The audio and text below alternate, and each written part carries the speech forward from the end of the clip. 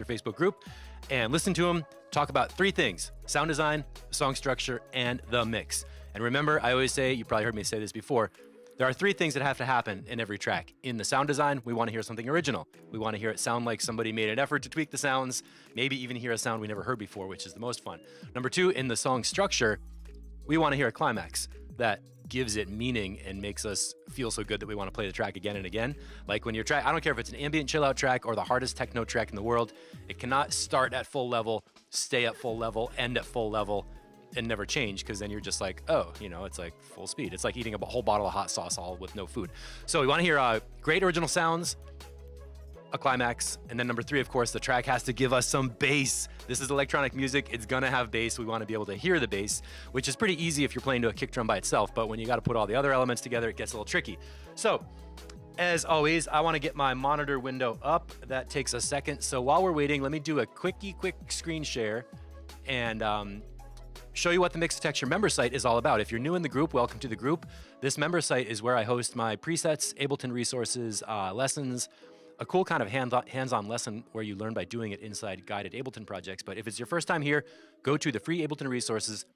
You just click sign up right here, and you can get free access to download some cool effects racks and instruments and stuff. It's totally free. You don't have to enter a credit card, nothing like that. You put in your name and email, agree to the terms, and you get instant access right away. Like to get some cool stuff to download, there's resources for raw beginners with links to the Ableton.com. I think they're still doing 90 days free trial of Live 10. Here's the free preset section, and there's some intro to how I teach inside Ableton modules. So you don't even have to it's a totally different kind of tutorial, not on video. You actually do it inside Ableton, like this little window we're looking at right here, with instructions that you listen to, activities to watch, automation that shows you cool stuff inside Live, but instead of watching it on video, you go to the next one, hit the activities, and you start doing it. So you can actually learn by doing it hands-on, which is the most fun way. That's how I always want to learn how to do stuff. So to kick it off right now, we're listening to Nick Lavalley in the background. Where's my video feed? And let me know how you're doing, where you're at, how you feel. It is officially 9 million degrees below springtime here in Pittsburgh today. I saw snowflakes outside my window. I see snowflakes. Oh, crap. And I already made a mistake. I've left the wrong title in there from the other day. This is not mixing female vocals. This is track feedback. So that was my mistake. Sorry about that. Oh my God, Nick is here. Woo! And Etienne, hello. All right, Nick, you're on deck. I'm gonna start it over. Let's be legit. Oh, and by the way, last thing before I start, if you are watching this stream and you have a track in the post this week, please type in a comment and tell me, hey, Steve, I'm on, so I can play your track. My favorite thing is to play the music when people are listening so we can actually have a talk about it. Otherwise, I'll go down from the top down. Yeah, we got an inch of snow here. Oh, you're in Connecticut? Where are you in Connecticut? My family, I grew up in Cheshire. My dad's in Hamden right now. So here we go. Gabor.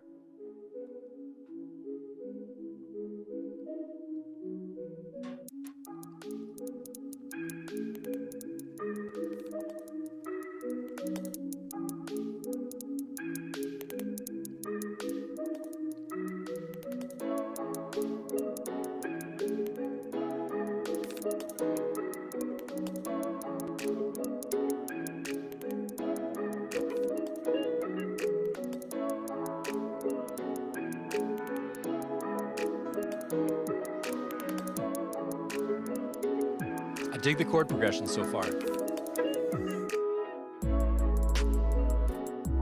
Low end comes in feeling good.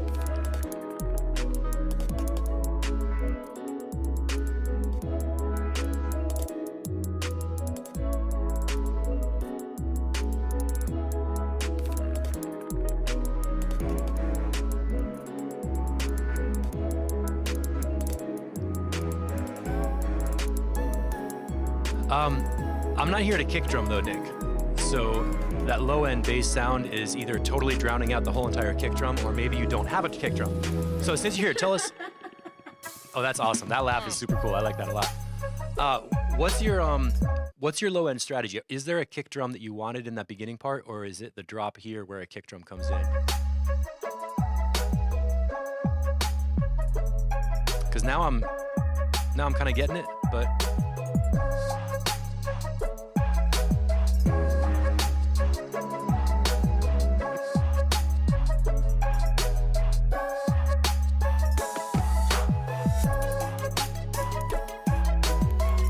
now I hear where the kick drum is. I guess in the beginning we just didn't have that. But so far the mix is feeling solid. A little thing about the hi-hats on top, at the very beginning they come in and they're nice and clicky, but it almost sounds like there's a data compression of like crunchiness on them because they're too... I'm not sure what I'm hearing. Let me go that little more.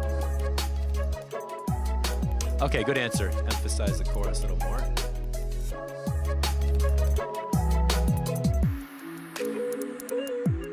I like that guitar. I like the mid-range instruments. You got a lot of nice harmonic and melodic stuff going on there that all fits together and flows, so that's all cool.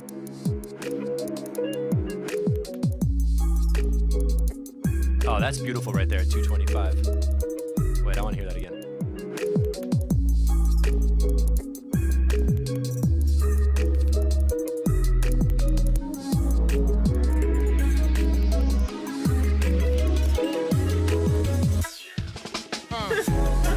Good drum break.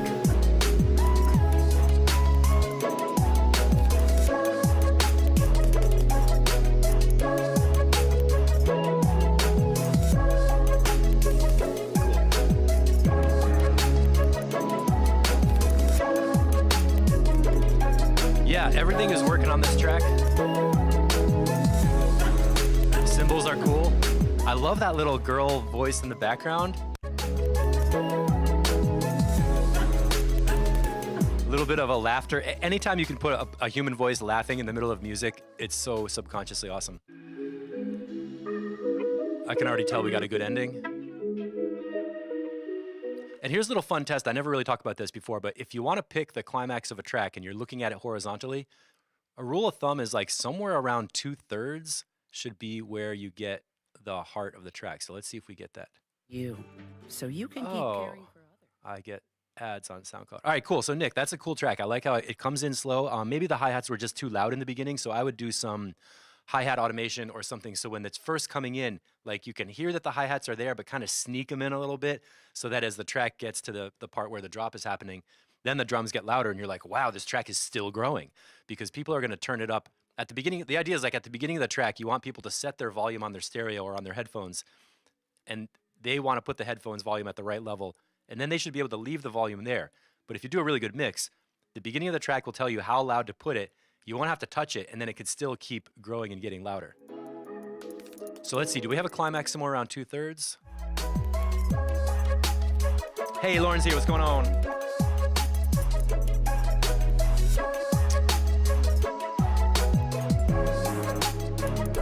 Yeah, all the elements are coming in.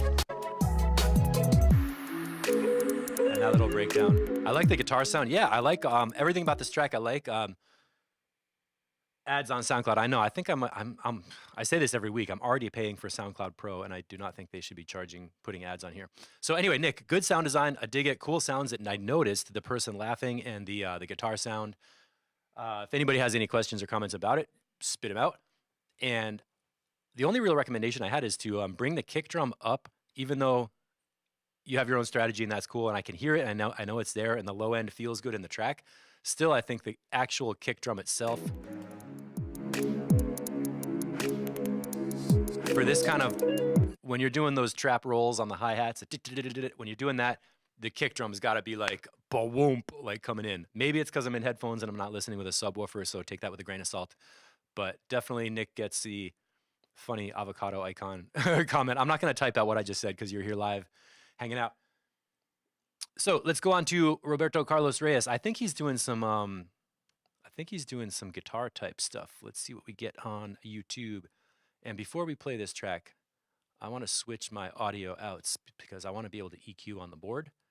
So now you can see how I do all this stuff. I set up some things, a couple little channels so that I could, if I want to explain a music theory concept during this, during track feedback, sometimes I have to be like, dude, why don't you just play a bass line like this? And I thought, oh, well, maybe I can keep a bass line instrument up, a keyboard instrument up, and then have the audio coming out to a channel on the board where I can EQ it when necessary. So if we have to talk about something in the mid-range or whatever, that'll work. Oh, Nick says, use your mix-a-texture pad on the initial build-up. Cool, cool, cool. All right, here goes Roberto with enlightened occurrence. Good graphics tell you something's going on. What do we got? We not got. Okay, signal flow. Let's go.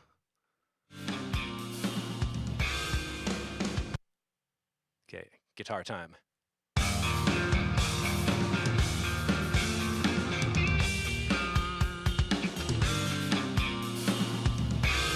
What's up, Travis?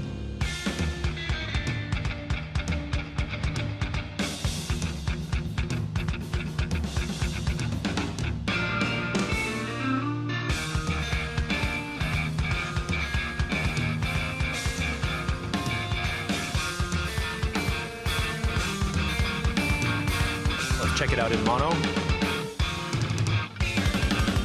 Whoa.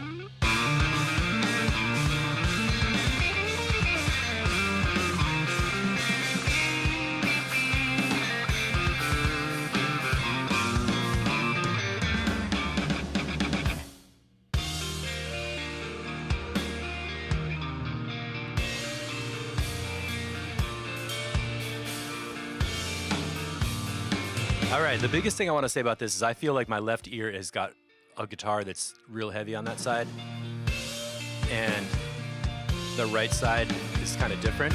I'm going to mono these up the center and compare our two channels. That's our left side. That's our right side.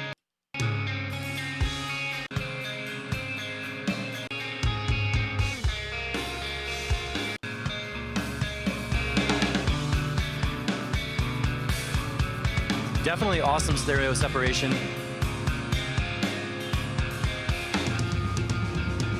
Yeah. I'm like nodding my head.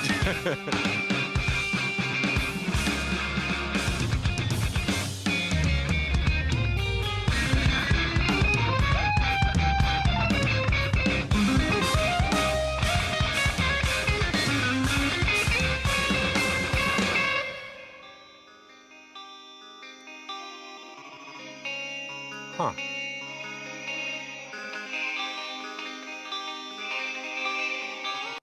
Where is that glitch coming from? Is that on purpose or not? 206? Yeah, huh.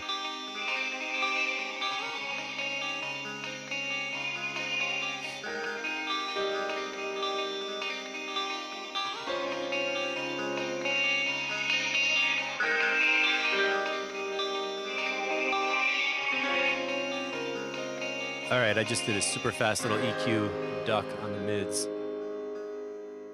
So in terms of mix and mastering, I wanted to boost up the low end a little bit. That's 80 hertz with a low shelf boost. I went up to like probably like 3,000 or 4,000, did a tiny little cut at the end where it was kind of getting piercing.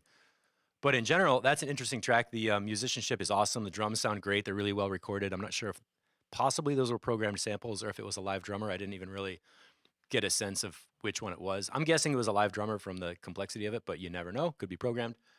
And Pillsmith reminds me of math rock. Yeah, cool. So that definitely works. That's a good sounding, a well-produced track, and it definitely goes someplace musically. Like I was interested listening to it. Good rhythms, good breaks. And at the end, there was even some glitch on the guitar effects that caught my ear, and I was like, is YouTube glitching or is that the guitar effects? So first single off my solo project, I think that project is going places, but I'm not going to type all that out because he's got 37 replies of comments. So let's dig into what David Fidele, I'm not sure if I'm saying that right. Sorry, David. Let's see what we got coming through on here. Let me normalize my EQs, flatten that back out. And and the other comment I made about Roberto's track is that sometimes the guitars were so split in stereo that like the volume was nearby equivalent, but my attention, I was like, whoa, it's over there. Like, whoa, it's all the way over here. So maybe a little bit less wide on some of those stereo lines, or like take the most important melodic line and put it in the center for a second and then pan it back out and kind of work with that. That's nitpicking. It sounded good, so whatever. All right, Nobody, Working Master. 8 minutes of David coming at you.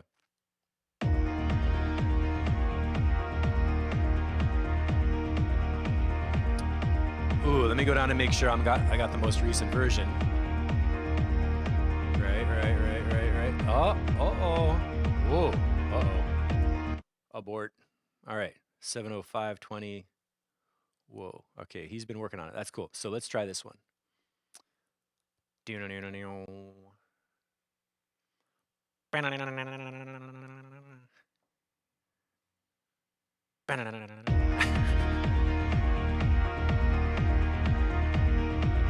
All right, right off the bat, I don't think you need the kick drum in from the very, very beginning.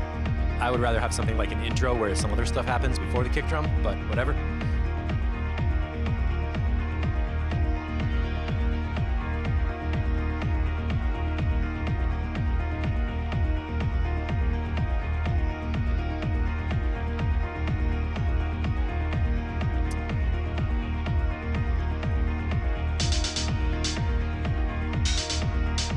Okay.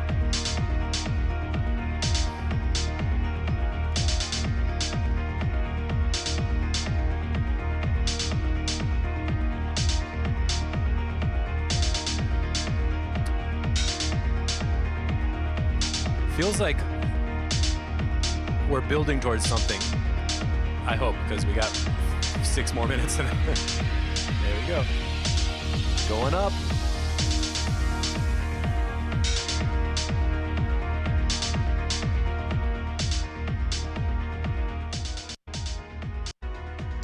Okay, this is a synth journey.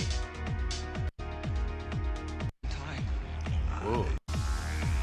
How do we get there? Didgeridoo. No way.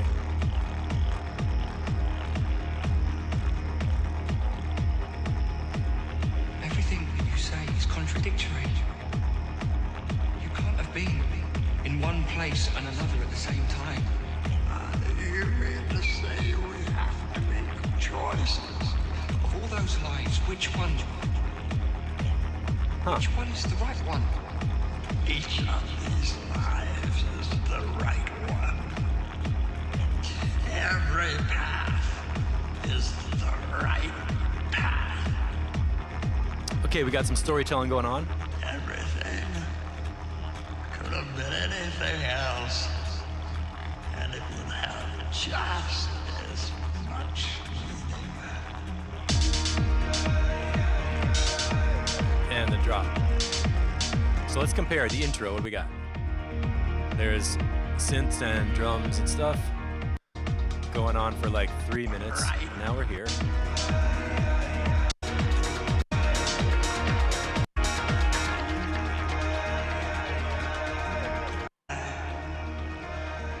We only live in the imagination of a 9-year-old. Okay, there's one really good thing here that we heard a vocal sample going on for a beginning for the first time we heard the vocal sample, it was telling us a little bit of a story about, you know, all things or whatever. Now we got to another breakdown and I was like, I hope he doesn't play the same exact vocal sample again. I hate it when tracks do that where you get the sample and it's cool, but then they just keep doing the same sample over and over again. I think it's much more interesting when, like, if you're going to take a piece of dialogue, like let's say it's this long, you chop it into 3 pieces. So the first dropout, the first breakdown, you have the first section of the vocal thing. And then the next time there's like a little breakdown in the track, you give different audio, different words, different part of the storytelling. So it gives you another piece of the puzzle. And then finally, by the time you get to the end of the track, you've heard the whole quotation. So you're not just hearing the same quotation every single time. We are imagined by the 9-year-old child. Mr. Nobody. And just for fun, let's compare the volume and sound of that drop, the mix, with this one.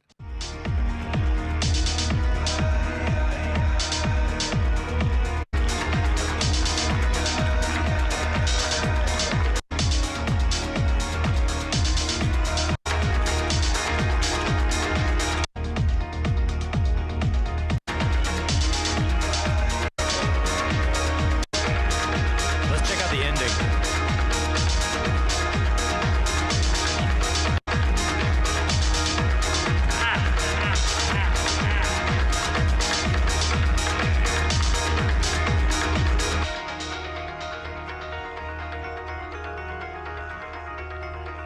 Okay, overall not bad. A couple things are going to need work. First, at the intro, for compositionally, I think the intro, you don't need the kick drum right away. I think it would be a lot more attractive, especially with 3 minutes of intro, before you get to that part with the quotation and stuff. You could definitely ramp in the sounds and start with the world of synth space or whatever. It's a cool synth. What would I call this? Like synth building sort of thing. Like the game he's playing is layering up stuff and getting to a moment where you hear this voice and then some beats drop and then the moment and then the beats come back. So the drum mix was actually not that bad after everything came in. In the beginning, I wasn't really sure because we had a kick drum that was sort of like, it was there, but it wasn't as loud as it should be in a track. And the hi-hat was super loud here in the beginning. Right around 30 seconds, the mix is kind of unbalanced because the synths are like a big cloud in the middle. Hi-hats are coming way up here. Kick drum's a little murky in the bottom. And I wasn't quite sure how it's going to come together. In the middle sections, it comes together a bit better, but I still feel like those hi-hats are popping up a bunch louder and the kick drum is not super clear. And in general, it's a fun mix review thing to skip around between each of the main drops and ask the question, do I hear the same exact sounds in every drop or do I hear different layers? So if you're building a track, go for that point where the main drop is, like I was saying, about 2/3 of the way down the length of your composition.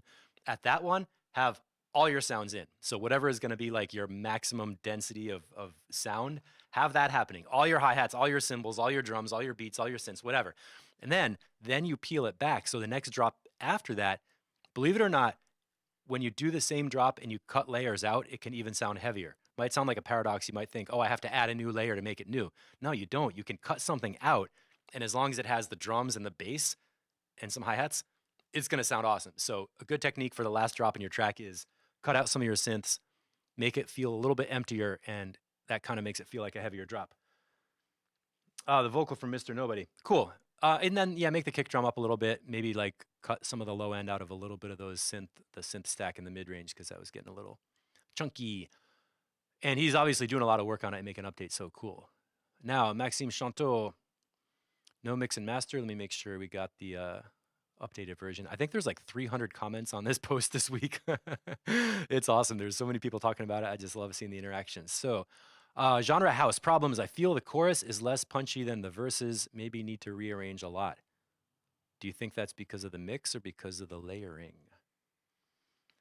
Let's find out. Come on, no ads, no ads, no ads. Yeah.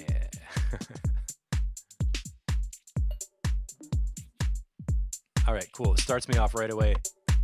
I get it. I'm like, we're in the right world.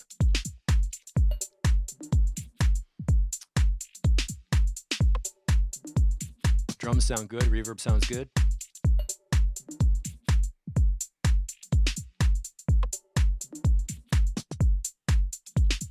Beautiful dreamer. Cool. Thanks for hanging out to listen to music with me on Saturday.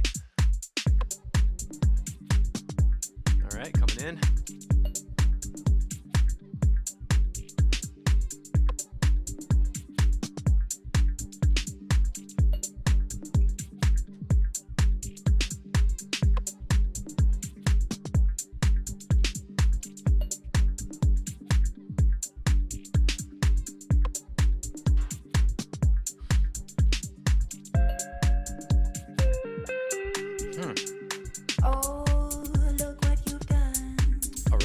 Check this out. Turn on my headphones. Oh, look what you've done. I thought that intro was a little sparse. I was like, hope something happens, and now it's definitely happening. Oh, look what you've done. Great sound texture so far. Oh, look what you've done to me. Notice we don't even have a bass line yet. A beautiful dream.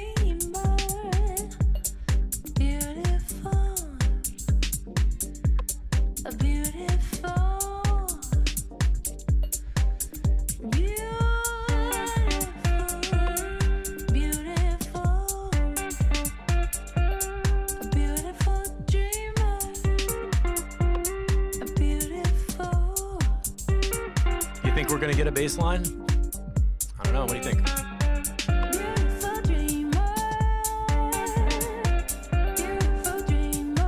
I love how that vocal's really way out front.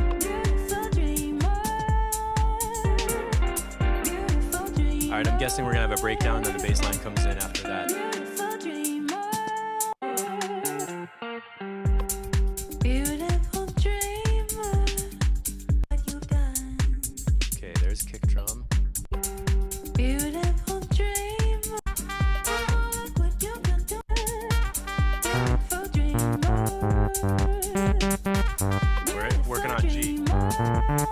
G minor.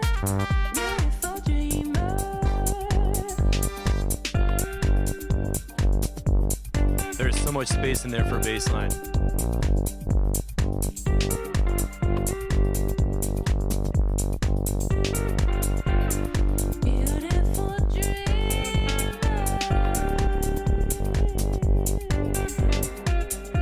All right.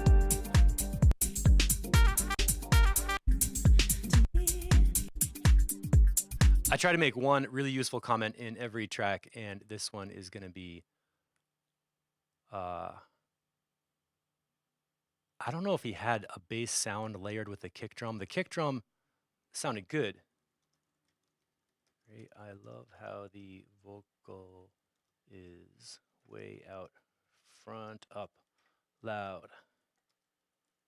Definitely use a big fat bass line on the note G, in my opinion. I'm typing this right now. It felt like it was the drum beat was cool. The drums were interesting. The sounds were good. That were natural. There was a little guitar thing happening. The vocal was clear. It was beautiful. Everything was in the groove. I was feeling it. I could even imagine people like in like a nice cocktail bar, you know, sipping martinis or whatever, and listening to that and being like, yeah, we're looking good, you know, whatever. But I want to hear that bass line come in. If you listen to like Parov Stellar or something, in that swing house genre, the bass line is such a huge driver of just like a little bit of a funky effect that keeps it all going, so it's not just kick drum on the bottom. So that's what I have to say about that. Good track though, beautiful mix, nice presentation. What do we got coming in from Martino Cantara? Is there a updated link? Milk tomorrow. Maybe get some milk tomorrow.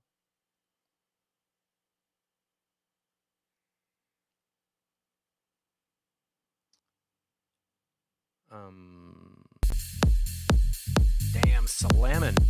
That is the sound of compressed ass dope kick drum with good mastering on there.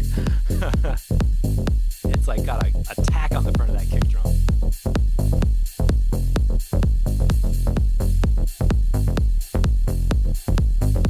Okay, so he did the mix and master himself.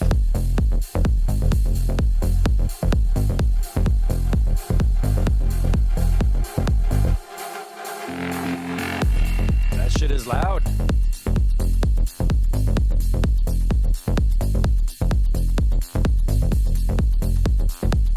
All right. I'm looking at some other comments to see what people might have said. Got the groove, got the mix, it's growing. Let's see what else happens.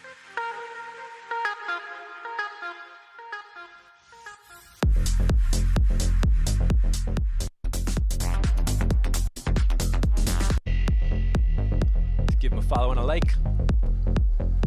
Let's check out the breakdown here. And it's 7 minutes. By the way, if you came in and you're watching now, let me know in the chat if you have a track in the group this week, because I'll play your track while you're here on live.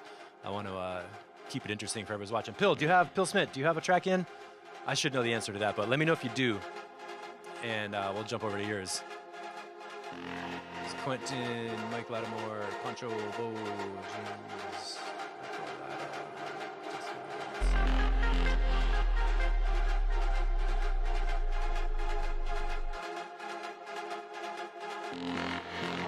Oh, we do. All right, Pills, you're up next on deck.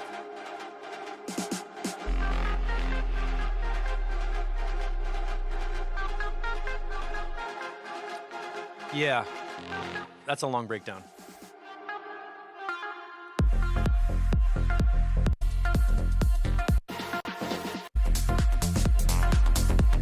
I like the groove, that's working for sure.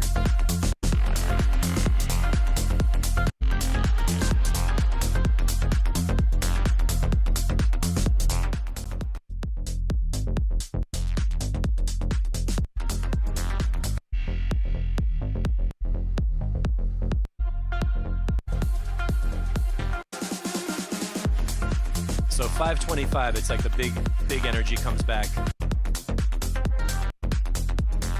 That's a good groove up to there. So we got from 3 minutes out until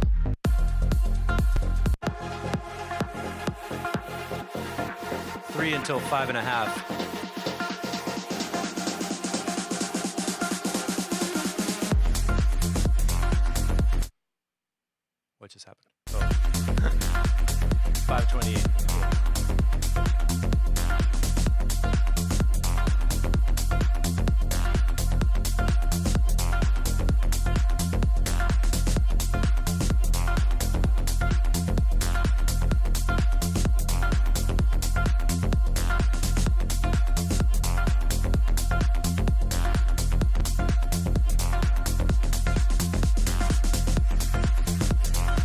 Okay, so I like where we're at with 5.5 minutes, but it just took a little too long to get there. Other than that, I got nothing to say. That mix is great. Track is cool. Sounds. The sound design is interesting. Like, not like, oh, I never heard that sound before, but it just sounds like these are the perfect kind of sounds for this genre. So it just, everything about the track communicates like this is going to fit into a set with whatever minimal tech house kind of thing you're doing. Where is Phil Smith? Boo-doo-doo-doo. Steve Knotts, who's that guy? We got Bruno in here. All right, so is this the updated one? Yeah.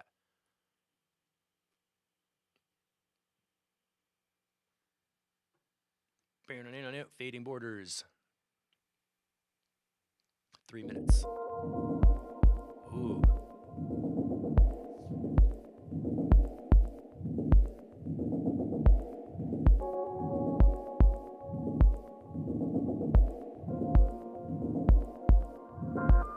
You definitely got the space in the sound design.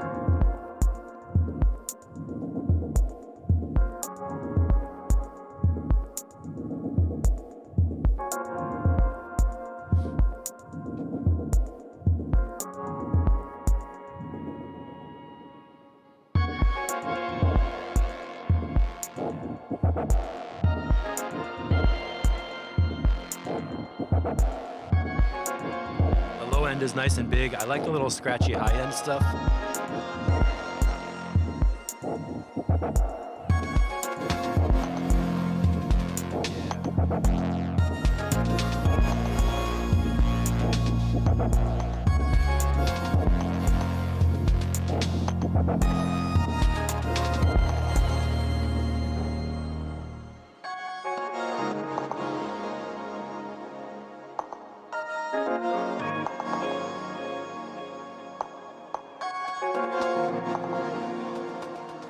These are cool sounds.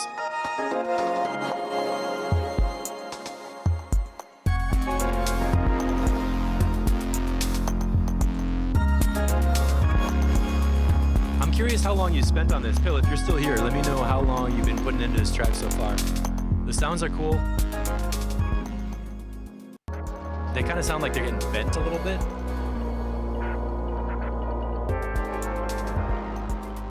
And it's not like one of those songs with a bass line, chords, and a melody. It's like really abstract and spacey with sound coming in and out that's harmonious, but it's not like composed.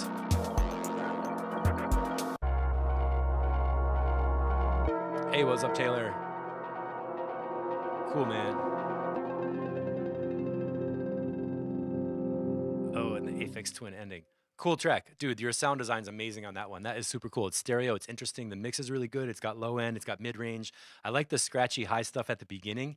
And as far as space and sound design, you nailed it. That was super cool. So good job on that. I didn't type anything in, though. Gabor, you only spent a week on that. All right, cool. Man, you nailed it. I'm not going to write comments because you're here right now. Gabor, do you have a track in this week, or Taylor? I want to review people who are on the broadcast with me. So Taylor and Gabor, type in if you got a track so I can go find it. Otherwise, we're going to go to the next one down and find. We did Maxime with the guy with the house with the chick vocal. Martino, great master, really super loud, comes banging out the speakers. Ricardo Camacho, Nautilus. Is that the updated version? If there's 11 replies, a lot of times there's another version in there down the thread. Nope. All right. Here we go. Pew! Up next. Come on, no ads, no ads, no ads. Yes. All right, so the mastering's not so loud. I got to turn it up a lot. Not a problem. Okay, Gabor, that's cool. It's fine that you don't have a track in. Okay, so he says, I've been working on this song for the past week. Feel it's really coming together, looking for feedback on how it feels and progresses, so composition.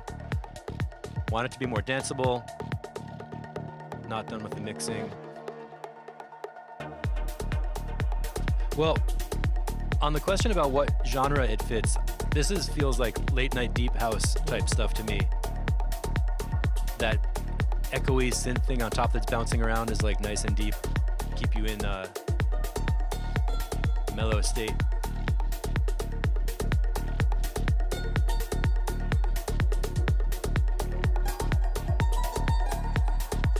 Oh, that's cool. It sounds like a mandolin or something. And he was asking if the track progresses and develops. That was a question, which is what we all want to know. How does it feel and progress? As for keeping it more danceable and keep the energy pumping, I don't think pumping is the word for this track. That's okay though. It's a late night groove. As long as people don't fall asleep and go home, you're good.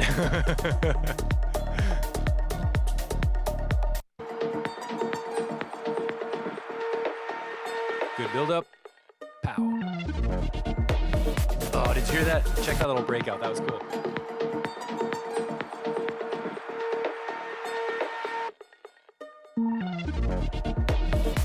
.II. That was a cool build.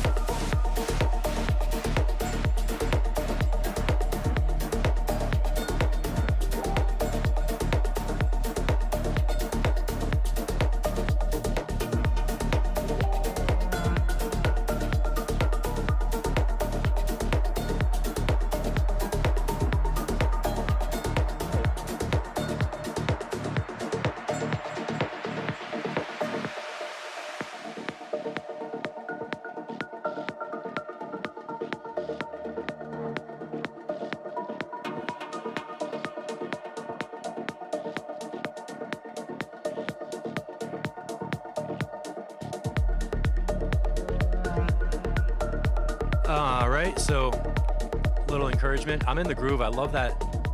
The way the synth has a delay and it's bouncing around on top, it just stays interesting forever. Let's check out this little build up.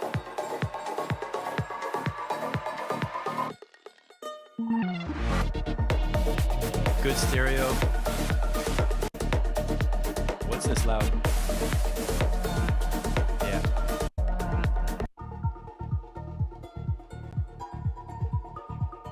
I like those sounds too. It feels like some kind of folk instrument, like a mandolin or a... There's another word for one that's like a mandolin. Did you get that rhythm too? It goes bump, bump, bzz. There's like a cymbal crash of that white noise, but it's not on the downbeat of the first one. It's like there's three. Let's check that out again. Boom, boom, boom. That's cool. That's rhythmically interesting. Usually it goes bzz, and then on the downbeat goes and drops the cymbal crash or whatever that high frequency noise is. But this one goes like boom, boom, boom, and makes you have like a little stutter first, and then it catches you on the next beat. So a little bit of a surprise. That's super cool. Who has any suggestions? Type in something if you can think of what this track might need if you were gonna play this in a set. I would play it as is. Like the intro, you know, you do one of these and like cut the low end on the DJ mixer while you're mixing it in.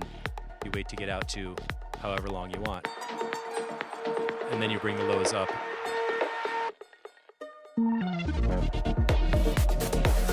Yeah.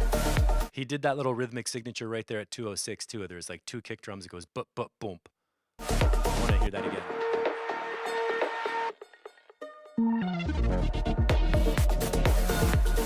That's cool. That's a little bit tricky. That's smart composition. I like that.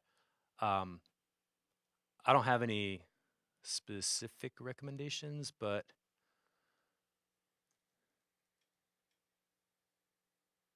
Ricardo Camacho. Rhythmic. What's the word for that little rhythmic phrase? Drops. Needs a bit of mastering and is ready to play, I think. Nice track. Yeah, because for real, that there's nothing I could say it was like, oh, you know, you really got to fix this or whatever. Like, I think that track is ready to go. Okay, Quentin, he's doing some interesting stuff. Let's see what's going on with, I think he does some live looping with guitar and bass and vocals and stuff, last I heard, but you never know what's going to happen this time. Quentin Damour. Boop.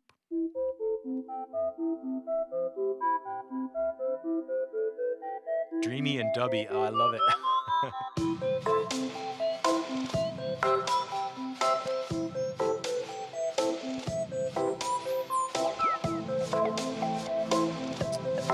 Okay.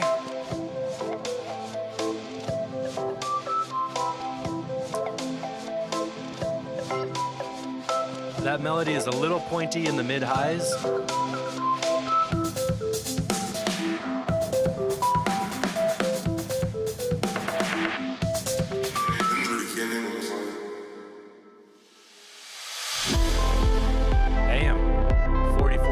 good drop.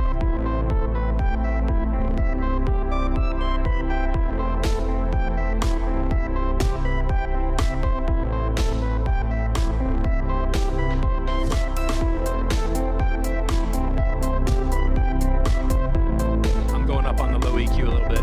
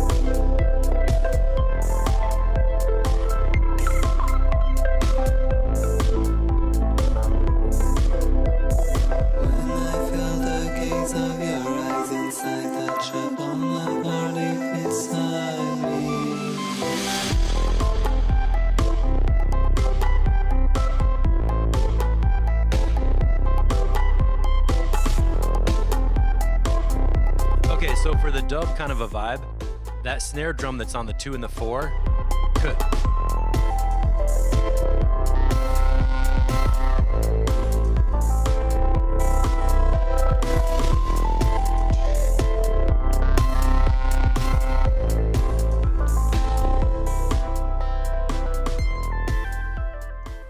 So the way that snare drum is positioned is too heavy for this style.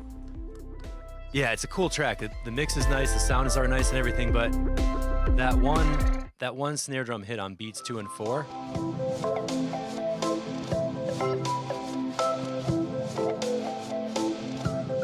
You kind of hear it coming in already.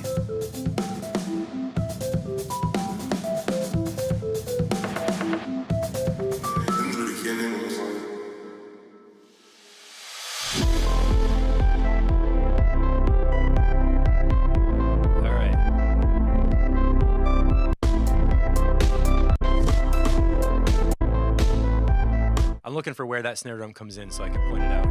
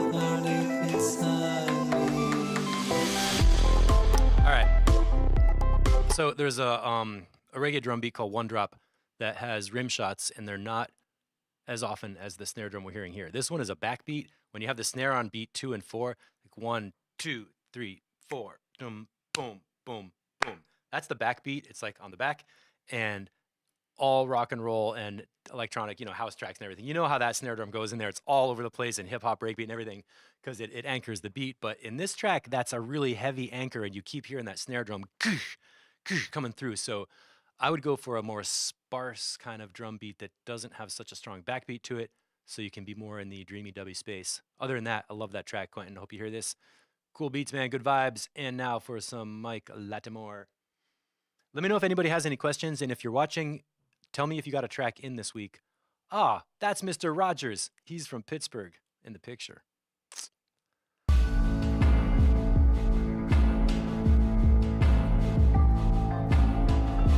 Okay, so he says arranged, not done or even mixed, trying to come up with a structure.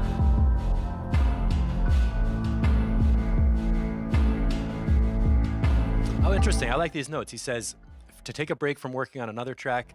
He had writer's block. He's now doing some resampling, expand the sound out, add some texture. In progress, not done. Okay.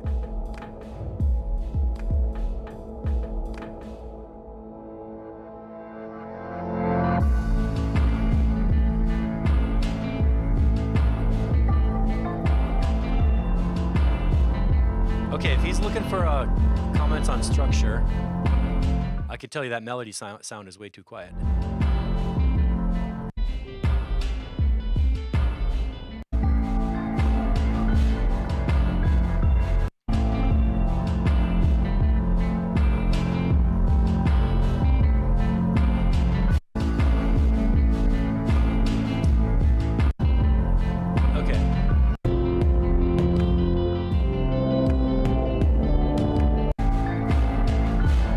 All right, so we don't even really have a structure at all. I hear like a low bass sound, some metallic type industrial drums, a melody thing, and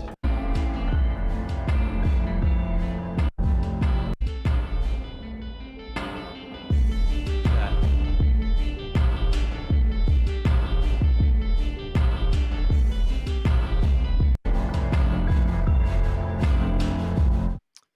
Okay, I'll let that play while I type. Mike. That's more.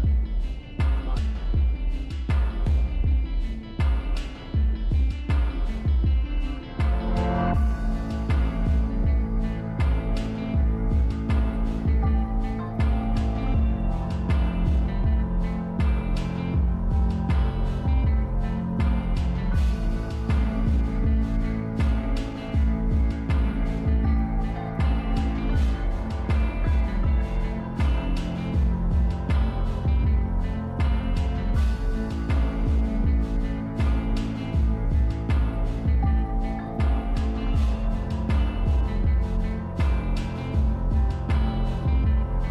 So my advice on this one is, as you just saw me type, I would start with the bass drone. I would solve the composition problem in this one by cutting parts out. You don't have to add new stuff. You don't have to write new parts. You don't have to add like, oh, we need a different whole bass line or whatever.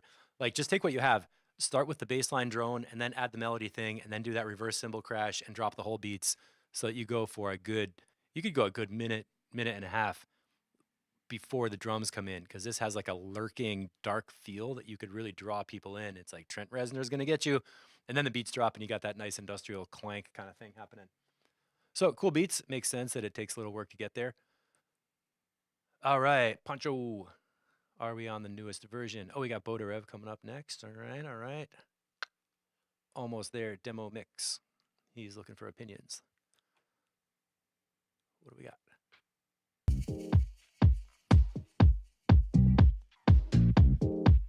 Huh.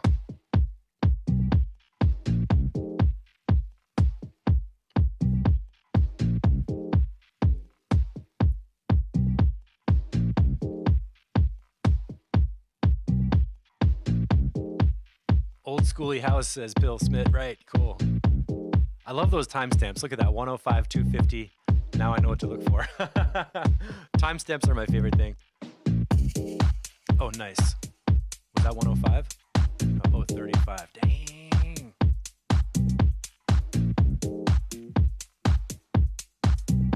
Feel tight.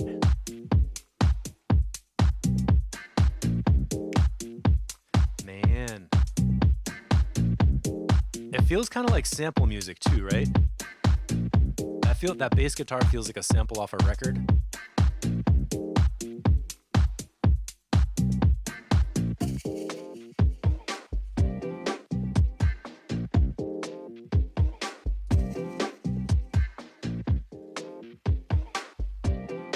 Mix is pretty cool. What's happening right here?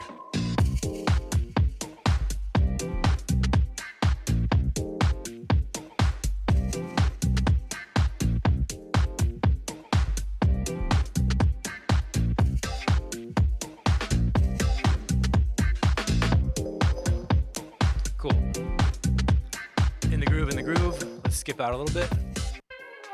Ooh. Ooh, we get the disco hi-hat. Yeah, man. A little bit of the trumpet.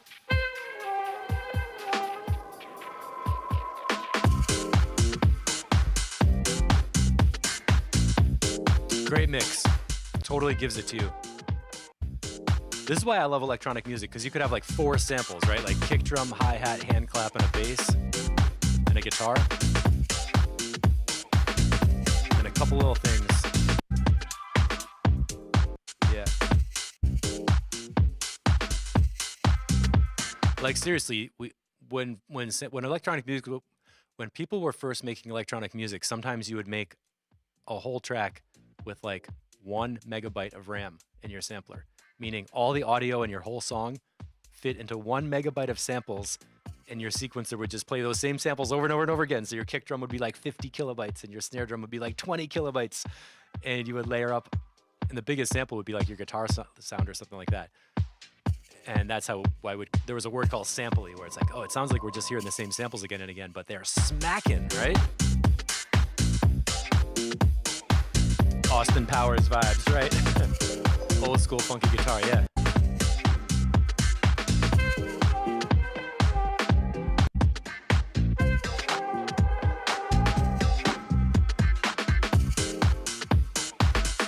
I love it. 359.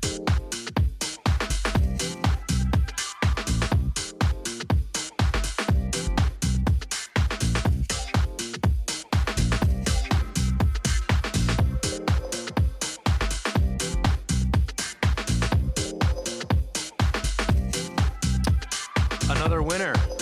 I cannot think of anything to say that would really, really make it better. I don't hear any fatal errors, no real problems. Unless maybe you could say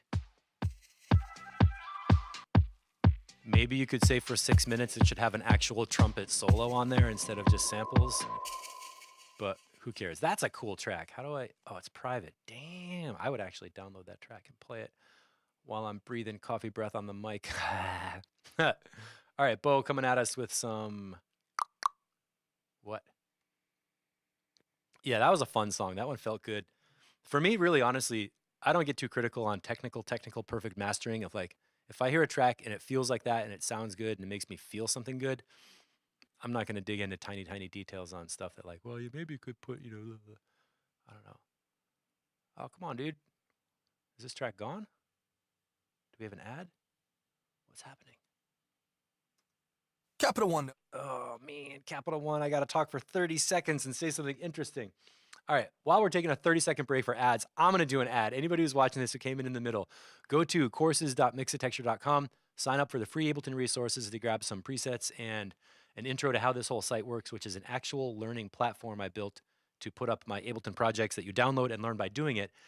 And the fun thing is that they each have a lot of support in there. So when you sign up, the site tracks your progress through different modules that all have lessons in them. So like in the EQ course, you get some practical help right away on how to download and install these presets to drop them on your tracks. Then there's some practical tips on how to use it and a whole library of stuff to learn more deeply about audio engineering and frequency and how our ears work and why you use the right, why you cut and boost in those frequencies on each sound. So you're not just getting presets to cut the mud out of your mix or develop your own unique sound without going crazy. You're not just getting presets, you're actually starting to understand, oh, why are we cutting out 400? Why are we cutting out 600? Why do we boost 2.2 kilohertz on a kick drum? Why? It tells you the thought process behind using these presets, so when you drop them on your tracks, you actually get a lot more out of it. So that's your homework, is to go check that out. I know that was a commercial break, but I am not going to play. I'm not going to play a credit card ad on this podcast. Thanks for putting up with that. Oh, Etienne's here. All right, you caught me right at the right moment. Where is your track? What's it called? Where is it? Samir, Taylor. Oh, Taylor, you watching? Taylor could be on. Etienne, yeah, man, I like some. Is this the most updated one? All right. If there's another ad, I'm going to scream. Good. Crunchy kick drum.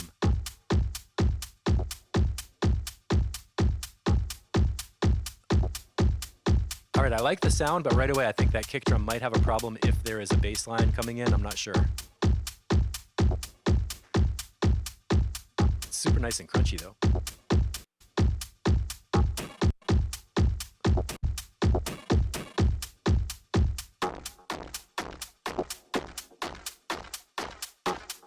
I don't like clean sounds. I don't like. That was I don't like clean sounds. I don't like. That was telepathic. I was just wondering. So I was listening to this and I'm thinking like, is this track distorted? Am I hearing it wrong? And then she goes, I don't like clean sounds. I don't like clean sounds. I don't like. That's perfect, perfect, perfect. I don't like clean sounds. I don't.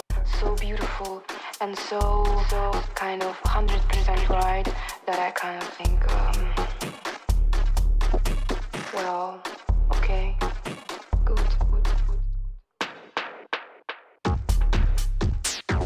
Oh, this is cool.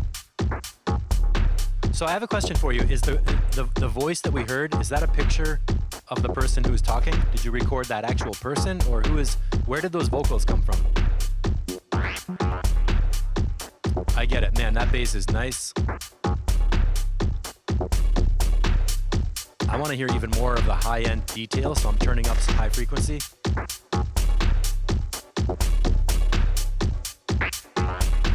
Nice beeps and stuff. Good space. I like that sound a lot. Oh, that's good.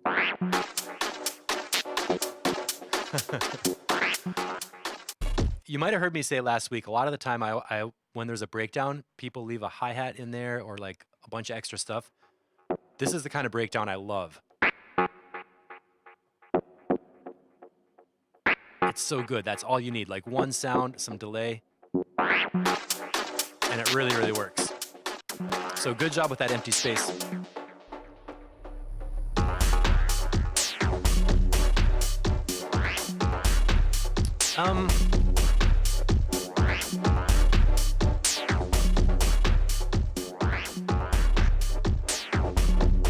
Okay. That's our opening kick drum sound.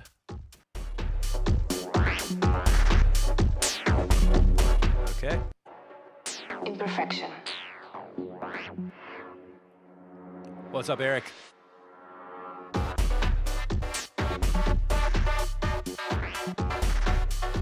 I like the synths on top.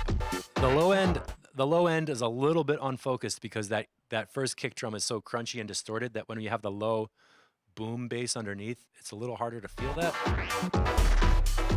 But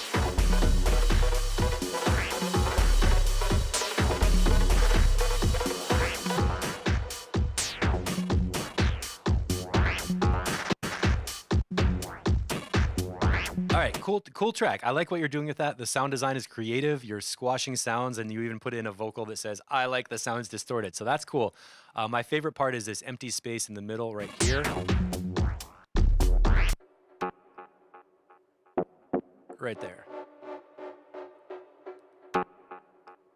Because it's such a good contrast. After having a really squashed, nasty, buzzing, fuzzed out sounds, then we have a little break with emptiness, delay, a little blip, and that's all you need. It's a really, really good contrast.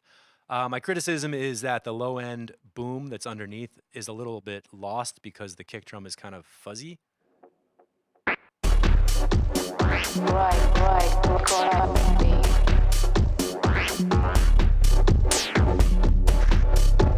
So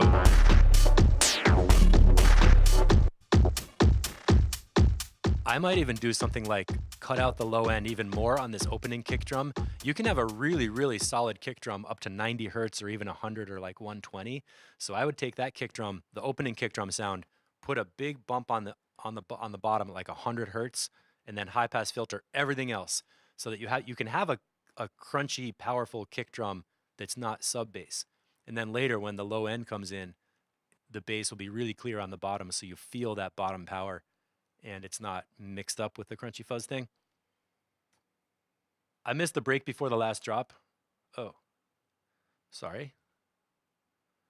Let's check that out. 3% of Right here? Imperfection.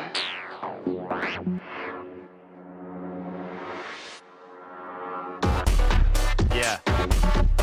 Imperfection. Cool. Good sound, good stereo, nice everything. That works.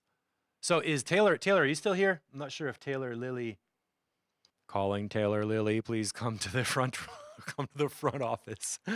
Taylor, we got a track coming in from you so we can review that one. And I guess you're going to be next. I'm going to keep going with, where is Bo's track? Geez, how many tracks do we have this week? There's Bo. All right. Bo usually puts up some trance. Oh, sorry, Etienne, I might have missed what you meant, but still a good track. Right, 9 minutes. Getting to know his style for a couple years now. Big, epic, trance type stuff.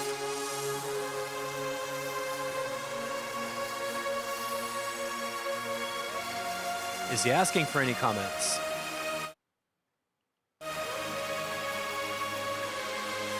Okay. Nothing specific.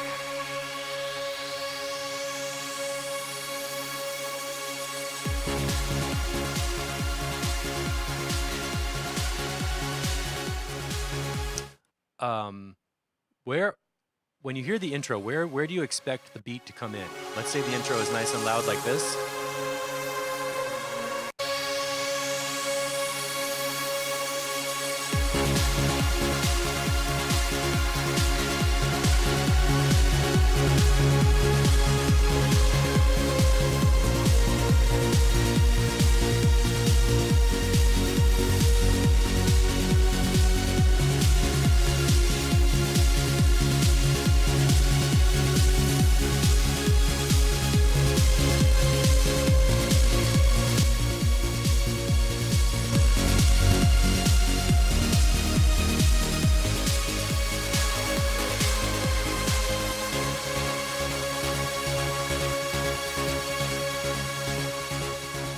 Okay, so the synths are huge. The mid-range synths are big, sweeping, epic, totally cool.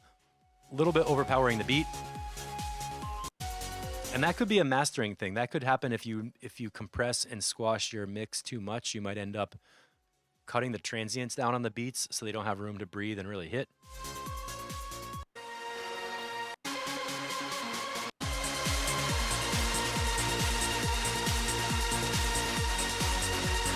Yeah.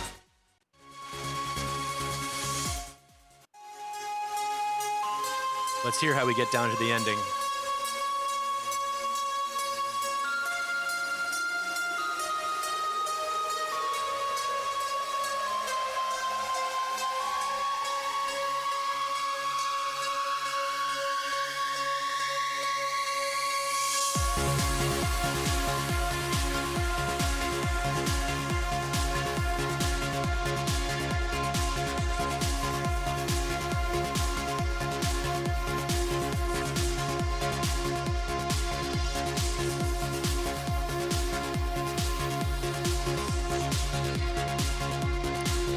So that's actually not a very big issue, because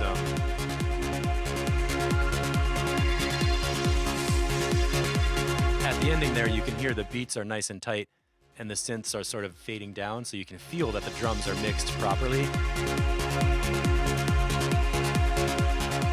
Compare that to here.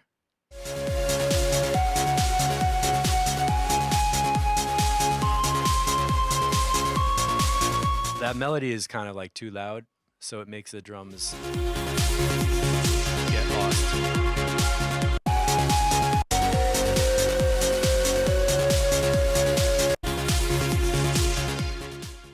Kind of a minor detail. That could be from too much compression, or it could be just from my ears perceiving the melody too loud because I'm on headphones and I don't have a subwoofer rattling my chest. Taylor, what's going on? I don't see Taylor commenting, so no cookie for you. James, Bring Me Down, featuring Kenny Lou. All right, let's see. Oh, cool. Minor tweaks from last week. Carved out a bit more of the sub bass and, oh, some mid-side EQing. Ooh.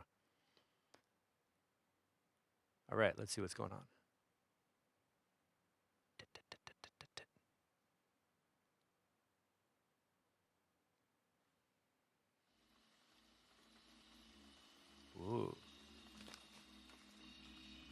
Oh my God, my heat came on. I thought, what the hell is that sound? It's the heater.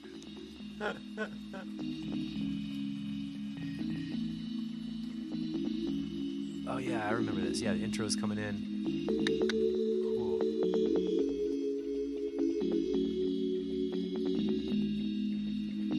Why'd you waste your time telling me those lies? I'm not the only one who knows.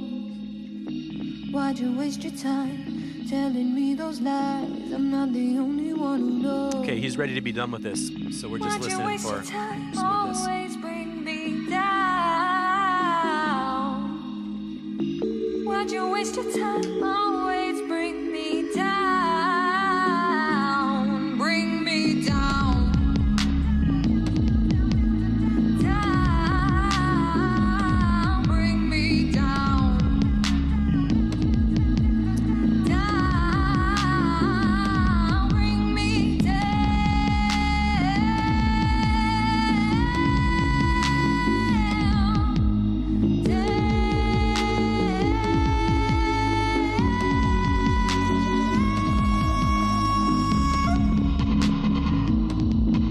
Anybody got anything on this? What do you think?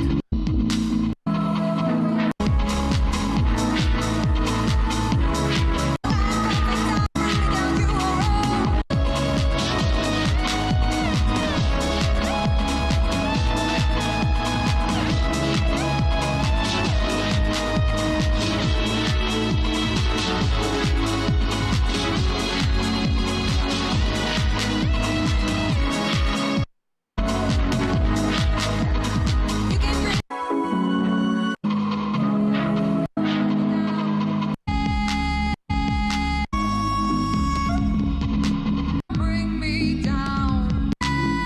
Bring me down. Okay.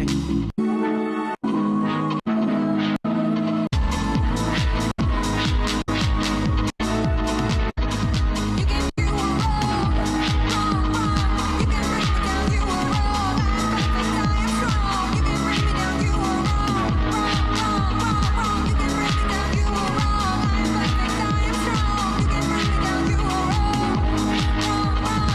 You can bring me down, you were wrong. I'm perfect, I am strong. Someone else. I think we got a breakup song here. So what I'm looking for is the first thing I notice is that the vocal comes in at the beginning and we hit peak vocal like at the beginning of the track. So I was looking to see if there's another spot, if the vocal repeats or what else happens to develop it from there.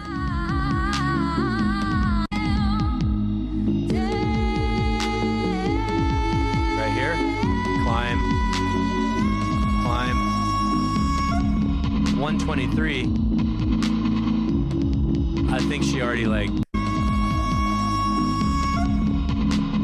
to me it feels like melodically and energetically the vocal peaks at 1:23, and we get out to this other part and she's doing still going, but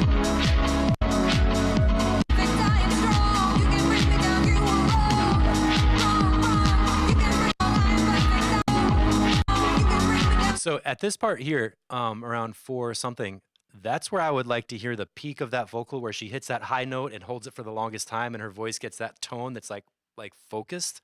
And this beginning part, when you hear that peak of the vocal right there in the track, there isn't really anything else to go forward into unless there's going to be a different verse with different lyrics, or somehow the arrangement of the song is going to make an even bigger drop around that vocal peak. So the mix is good and the sounds are all presented all right and it's good sounds and everything fits together as a track. But personally for me, the vocal hit the climax too soon in the song form. And he's saying that James has said he's kind of done, wants to move on. Cool.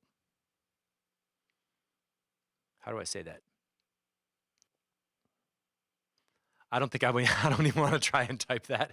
I guess that's kind of a rough criticism because it would take a rewrite to move the vocal around in the track. Gabor said, rain is like the black and white effect of photography. Cool trick to introduce the mood of the track. Yeah, the mood is on target. Mood is on target like a breakup song or after breakup. Nice vibe, Vocal peak comes in early at the start, but still works. I hope that comment makes sense. The mood is on target. The song feels good. Everything's good. So that's like something where it's not really like broken, but I would have done that differently. Let's just say that. Okay. Gabor, did you say you dropped the track down bottom? Oh, there it is. Trickster. I'm still a beginner, but I believe in harsh critique. All right. How come you didn't deliver donuts to my morning breakfast when I'm doing track feedback? Oh, that's a dumb joke. What do we got?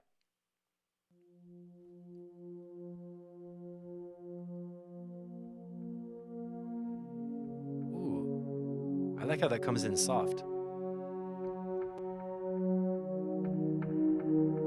Experimenting a bit on percussion elements. Oh, filter delay, I love it.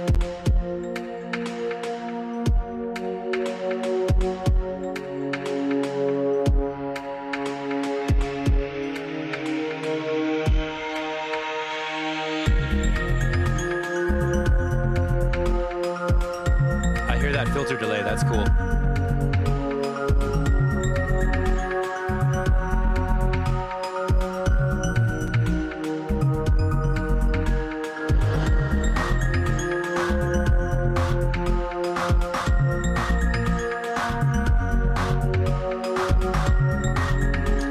Okay, one thing you can do, tap, tap, right there, tap, tap. So those snare drum hits sound like they're all the same, and that's cool. The rhythm is good, but what you can do to make your percussion more interesting is use different volume and filter on your drum hits. And that doesn't mean you draw automation. You can program it so that when you hit a drum pad, if you hit it hard, or a keyboard key, if you hit it hard, the sound is going to be louder and fully open with the filter like bright.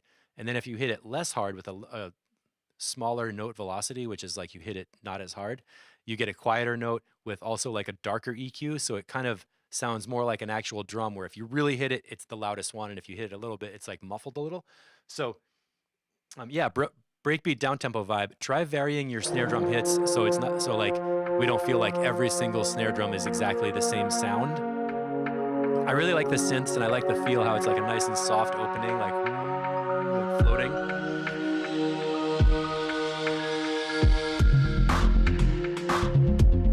Also, let me go back to this part. Yeah. 118. You don't need those kick drums. They're okay, but you could cut those out.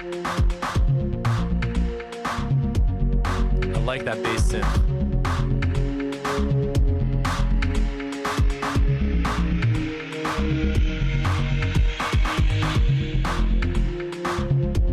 Yeah, this is a cool track. It has a good vibe.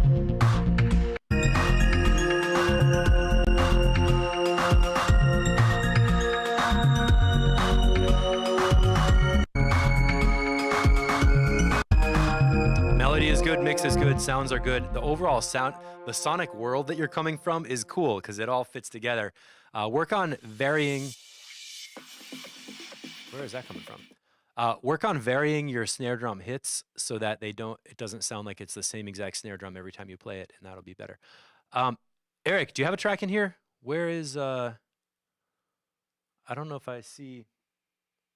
Yes, make the snares more organic, get some volume variation in there, get some frequency variation in there, and it'll feel more like something's going on. And I'm starting to feel like I have my headphones on for an hour and a half, which is what's happening. So, Eric, since you're here, if you have a track, let me know. I'm scanning for it. I'm not seeing it. There's Samir Cheskarel, Adam Hatfield. Are we up to Michael Pliszka? Yeah. No, you're expecting one right now. Okay, so I'm going to do Michael Pliszka, and then I think I'm going to ditch for now and finish up tomorrow because I don't want to have my ears get fried and start telling you lies. Michael's good on a lot of updates, so let's see what this is. Is that a link? Aha. App.box, is that it? Okay, I think this is the newest one. He's been doing some, Michael Pliszka has been doing some vocals. I'm not sure if this is the same track or what, but what do we got?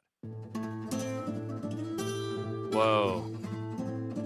Trippy blues. I like it.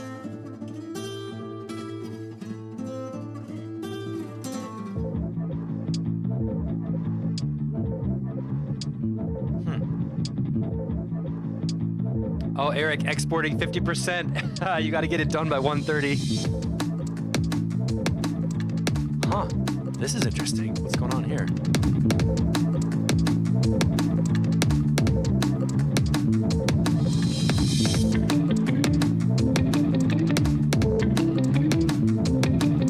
Oh, James is getting some comments in there. Cool. Hey, man.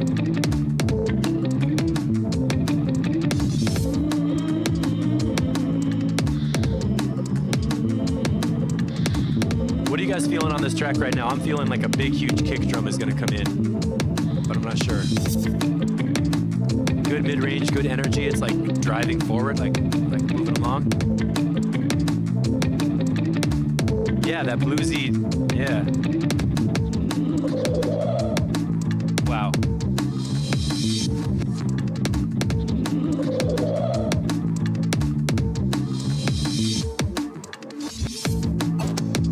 But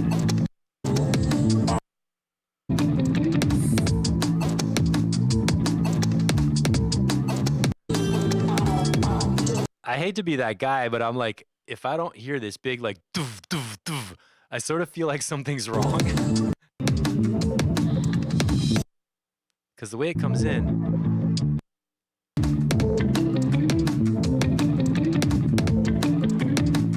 Huh. Okay.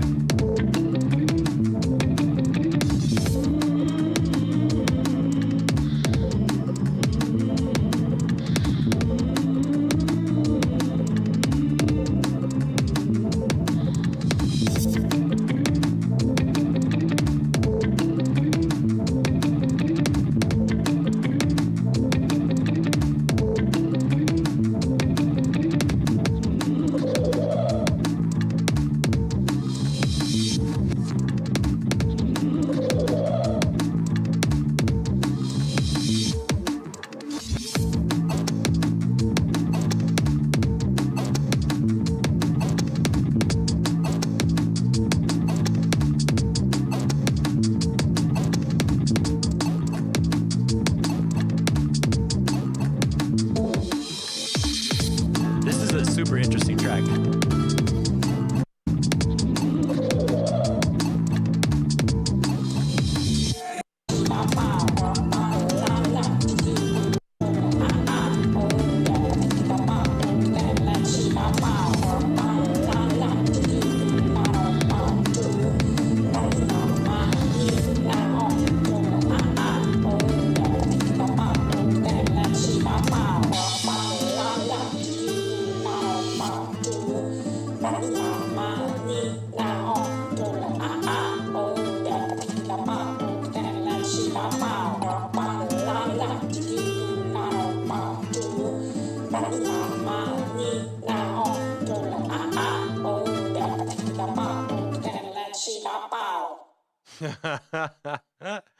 That's cool, man.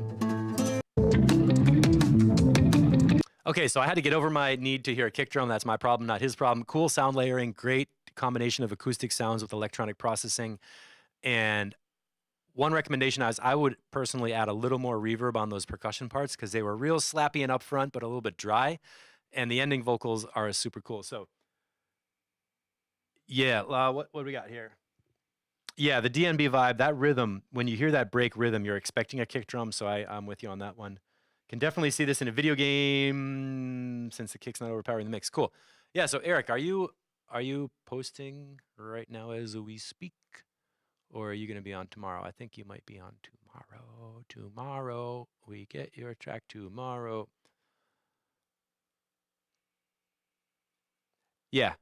Oh, there's Antoine Mind Blast. We got a bunch of tracks in this week. And in general, for anybody who's watching, what do you think about anybody watching on the replay? When the group gets very much bigger, we might split off into having track feedback, like 3 track feedback posts every week, where it's like one is house, one is ambient down tempo, and the third one is like maybe tech, drum and bass, trance, or something like that. So we could have like when you could pick the genre you're posting for, because if there's going to be a time when we have too many tracks coming in and nobody can even come close to dealing with them all in one week. So, all right, Eric, we'll get to you tomorrow. Don't worry about that. Not a problem. I'm going to put on something to take us out. Pivklit is always making some cool dark tech, so this should be good for our ending music for this week. And Crossmelt. oh god, it's freaking so cloud ads. So the idea I'm thinking of is how to deal with it when the group grows to the point where we have a lot of tracks coming in, because we're getting like 20 or 30 tracks a week. And I really like it that people are having conversations, and I see some familiar people all the time talking. But there's going to be a moment when we have like a ton of house tracks, a ton of techno tracks, some trance tracks, some chill out tracks, and then some ambient spacey tracks, and then some like musician tracks like Roberto's guitar jam thing that's not really electronic music at all.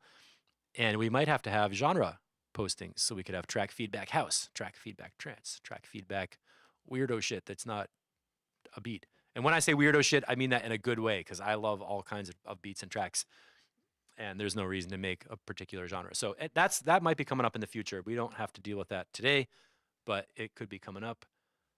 Do we get past? There we go. So thanks for watching, everybody. Again, don't forget about courses.mixedtexture.com, where you can find some help for your Ableton production.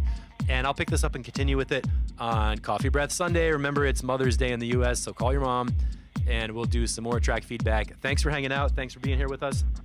Oh, Oscar, you just joined up. Man, we're at the end. So if you have something in the post, I'll get to it tomorrow. I only want to do videos for like 90 minutes at a time. I don't think very many people are going to watch it much longer than that. And my ears get sweaty. So I'm going to go outside for a little walk, get back in here, work on some more lessons for next week. Thanks a lot for watching, everybody. I love how we're hanging out during this weird pandemic thing and spending so much time on video, because it keeps me together upstairs. I'm getting pings. Oh, all right. That's a question from Bo at the very end.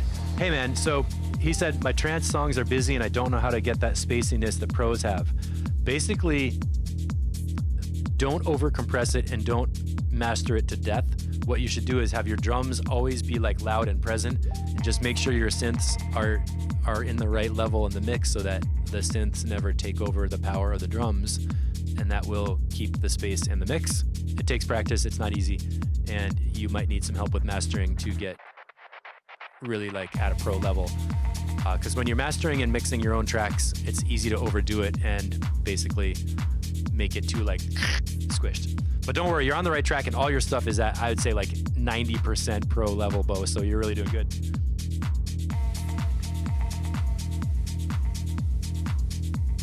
Okay, question. He's asking about gain staging and multiband compression and such. In my opinion, you don't need multiband compression if you have a good mix. Multiband compression is something that is used for repairing a badly done track. Like, I make mixes where I do compression on the channels and then compression on the subgroups. And by the time I get to the master, I've compressed everything the right way, so I don't need multiband compression. Like, multibanding is not something you have to do on every song. Like reverb on your drums, I would say, yeah, you have to have that on every song to have a pro mix, but you don't have to use multiband compression. Multiband compression is sort of like surgery for when there's a problem that didn't get addressed properly. So that's my opinion. I know some mastering engineers, I'm sure, are going to disagree with me on that, but they can have their opinion. I have mine, and we'll get back to it. Yeah, so Eric Morales, you're on deck for tomorrow. I hope you can be there, and I'm glad nobody can thoroughly enjoy my coffee breath. Thanks for watching, y'all. I'll see you tomorrow, same time, same place, and if I have to change the time, I'll let you know. Thanks for watching.